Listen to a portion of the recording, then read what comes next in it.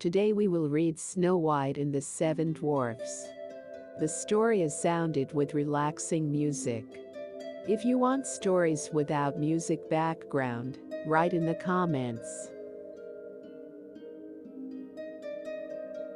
Once upon a time in the middle of winter, when the flakes of snow were falling like feathers from the sky, a queen sat at a window sewing, and the frame of the window was made of black ebony. And whilst she was sewing and looking out of the window at the snow, she pricked her finger with a needle, and 3 drops of blood fell upon the snow.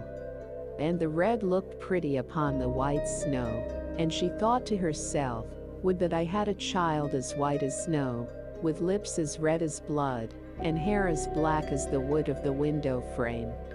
Soon after that she had a little daughter, who was as white as snow, her lips were as red as blood, and her hair was as black as ebony, and she was therefore called Little Snow White.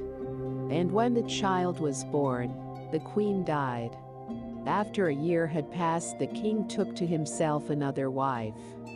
She was a beautiful woman, but proud and haughty, and she could not bear that anyone else should surpass her in beauty. She had a wonderful looking glass, and when she stood in front of it, and looked at herself in it, and said, looking glass on the wall, who in this land is the fairest of all?" The looking glass answered, "Thou, O Queen, art the fairest of all." Then she was satisfied, for she knew that the looking glass spoke the truth. But Snow White was growing up, and grew more and more beautiful, and when she was 7 years old she was as beautiful as the day, and more beautiful than the queen herself. And once when the queen asked her looking glass on the wall, "Who in this land is the fairest of all?" it answered, "Thou art fairer than all who are here, Lady Queen. But more beautiful still is Snow White, as I ween." Then the queen was shocked, and turned yellow and green with envy.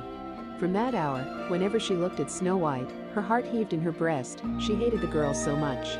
And envy and pride grew. The huntsman obeyed, and took her away, but when he had drawn his knife, and was about to pierce Snow White's innocent heart, she began to weep, and said, "Ah, dear huntsman, leave me my life. I will run away into the wild forest, and never come home again." And as she was so beautiful, the huntsman had pity on her and said, "Run away, then, you poor child. The wild beasts will soon have devoured you," thought he, and yet it seemed as if a stone had been rolled from his heart, since it was no longer needful for him to kill her. And as a young bear just then came running by, he stabbed it, and cut out its lung and liver, and took them to the queen as proof that the child was dead. The cook had to salt them, and the wicked queen ate them, and thought she had eaten the lung and liver of Snow White. But now the poor child was all alone in the great forest, and so terrified that she looked at all the leaves on the trees, and did not know what to do. Then she began to run, and ran over sharp stones and through thorns, and the wild beasts ran past her, but did her no harm. She ran as long as her feet would go until it was almost evening. Then she saw a little cottage, and there was a table on which was a white cover, and 7 little plates, and on each plate a little spoon. Moreover, there were 7 little knives and forks, and 7 little mugs. Against the wall stood 7 little beds side by side, and covered with snow white counterpanes. Little Snow White was so hungry and thirsty that she ate some vegetables and bread from each plate, and drank a drop of wine out of each mug, for she did not wish to take all from one only. Then, as she was so tired, she laid herself down on one of the little beds, but none of them suited her. One was too long, another too short, but at last she found that the 7th one was right, and so she remained in it, said a prayer, and went to sleep. When it was quite dark, the owners of the cottage came back. There were 7 DWARFS, one who dug and delved in the mountains for ore. They lit their 7 candles, and as it was now light within the cottage, they saw that someone had been there, for everything was not in the same order in which they had left it. The 2nd, "Who has been eating off my plate?" 3. The 3rd, "Who has been taking some of my bread?" 4. The 4th, "Who has been eating my vegetables?" 5. The 5th, "Who has been using my fork?" 6. The 6th, "Who has been cutting with my knife?" 7. The 7th, "Who has been drinking out of my mug?" Then the first looked round and saw that there was a little hollow on his bed, and he said, "Who has been getting into my bed?" The others came up and each called out, "Somebody has been lying in my bed too." But the 7th, when he looked at his bed, saw little Snow White, who was lying asleep therein. And he called the others, who came running up, and they cried out with astonishment, and brought their 7 little candles, and let the light fall on little Snow White. Oh heavens, cried they, what a lovely child. And they were so glad that they did not wake her up, but let her sleep on in the bed. And the 7th dwarf slept with his companions, 1 hour with each, and so passed the night. When it was morning, little Snow White awoke, and was frightened. "How have you come to our house?" said the dwarfs. Then she told them that her stepmother had wished to have her killed, but that the huntsman had spared her life, and that she had run for the whole day, until at last she had found their dwelling. The dwarf said, "If you will take care of our house, cook, make the beds, wash, sew, and knit, and if you will keep everything neat and clean, you can stay with us, and you shall want for nothing." "Yes," said Snow White, "with all my heart." And she stayed with them. She kept the house in order for them. In the mornings they went to the mountains and looked for copper and gold. In the evenings they came back, and then their supper had to be ready. The girl was alone the whole day, so the good dwarfs warned her and said, "Beware of your stepmother, she will soon know that you are here, be sure to let no one come in." But the queen, believing that she had eaten Snow White's lung and liver, could not but think that she was again the first and most beautiful of all, and she went to her looking glass and said, looking glass, on the wall, who in this land is the fairest of all?" And the glass answered, "O queen, thou art fairest of all I see, but over the hills." Then she was astounded, for she knew that the looking glass never spoke falsely, and she knew that the huntsman had betrayed her, and that little Snow White was still alive. And so she thought and thought again, how she might kill her, for so long as she was not the fairest in the whole land, envy let her have no rest. And when she had at last thought of something to do, she painted her face, and dressed herself like an old peddler woman, and no one could have known her. In this disguise she went over the 7 mountains to the 7 dwarfs, and knocked at the door and cried, "Pretty things to sell, very cheap, very cheap."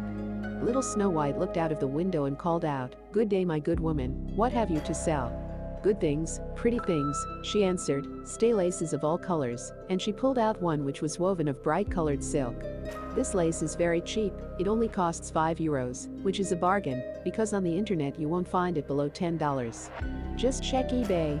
"I may let the worthy old woman in," thought Snow White, and she unbolted the door, and Snow White had no suspicion, but stood before her, and let herself be laced with the new laces. But the old woman laced so quickly and so tightly that Snow White lost her breath, and fell down as if dead.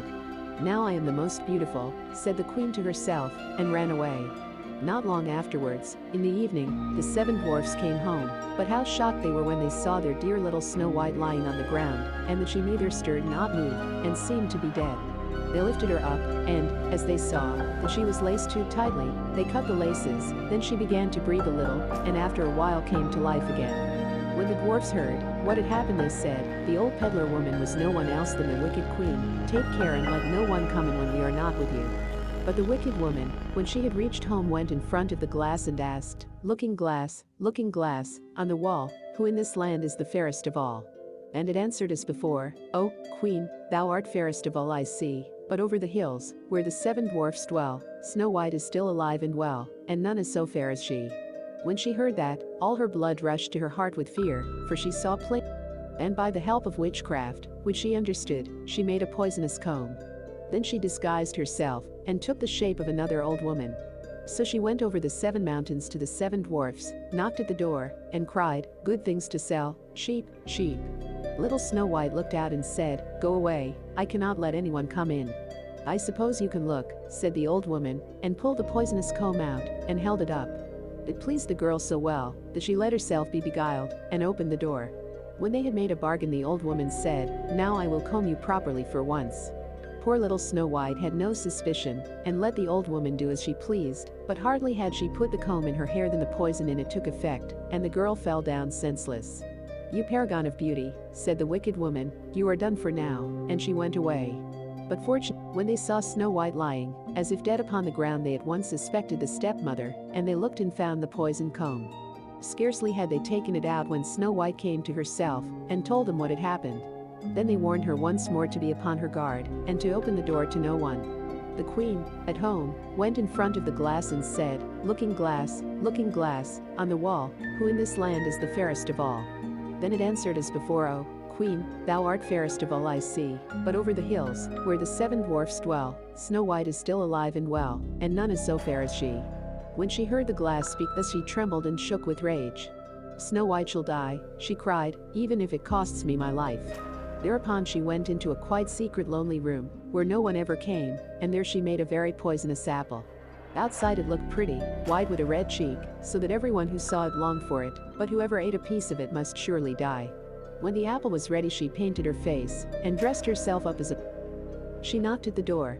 Snow White put her head out of the window and said, I cannot let anyone in, the 7 dwarfs have forbidden me. It is all the same to me, answered the woman, I shall soon get rid of my apples.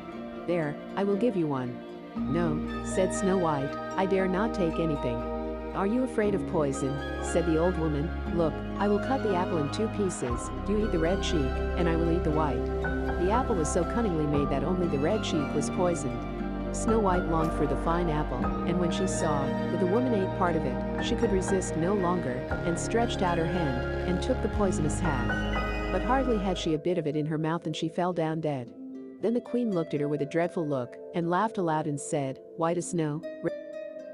And when she asked of the looking glass at home, looking glass, on the wall, who in this land is the fairest of all? And it answered at last, O, Queen, in this land thou art fairest of all. Then her envious heart had rest, so far as an envious heart can have rest.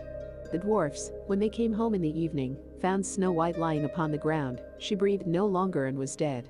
They lifted her up, looked to see whether they could find anything poisonous, unlaced her, combed her hair, washed her with water and wine, but it was all of no use, the poor child was dead, and remained dead.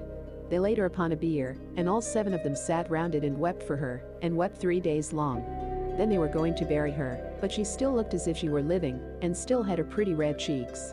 They said, we could not bury her in the dark ground, and they had a transparent coffin of glass made, so that she could be seen from all sides, and they laid her in it, and wrote her name upon it in golden letters, and that she was a king's daughter. Then they put the coffin out upon the mountain, and one of them always stayed by it and watched it. And birds came too. And now Snow White lay a long time in the coffin, and she did not change, but looked as if she were asleep, for she was as white as snow, as red as blood, and her hair was as black as ebony. It happened, however, that a king's son came into the forest, and went to the dwarfs' house to spend the night. He saw the coffin on the mountain, and the beautiful Snow White within it, and read what was written upon it in golden letters. Then he said to the dwarfs, let me have the coffin, I will give you whatever you want for it. But the dwarfs answered, we will not part with it for all the gold in the world. Then he said, let me have it as a gift, for I cannot live without seeing Snow White. I will honor and prize her as my dearest possession. As he spoke in this way the good dwarfs took pity upon him, and gave him the coffin. And now the king's son had it carried away by his servants on their shoulders. And it happened that they stumbled over a tree stump. And before long she opened her eyes, lifted up the lid of the coffin, sat up, and was once more alive. Oh, heavens, where am I? She cried. The king's son, full of joy, said, you are with me. And told her what had happened, and said, I love you more than everything in the world, come with me to my father's palace, you shall be my wife. And Snow White was willing, and went with him, and their wedding was held with great show and splendor. But Snow White's wicked stepmother was also bidden to the feast. When she had arrayed herself in beautiful clothes she went before the looking glass, and said, looking glass, on the wall, who in this land is the fairest of all? The glass answered, O, Queen, of all here the fairest art thou, but the young queen is fairer by far as I trow. Then the wicked woman uttered a curse, and was so wretched, so utterly wretched, that she knew not what to do. At first she would not go to the wedding. And when she went and she recognized Snow White, and she stood still with rage and fear, and could not stir. But iron slippers had already been put upon the fire, and they were brought in with tongs, and set before her. Then she was forced to put on the red-hot shoes, and dance until she dropped down dead.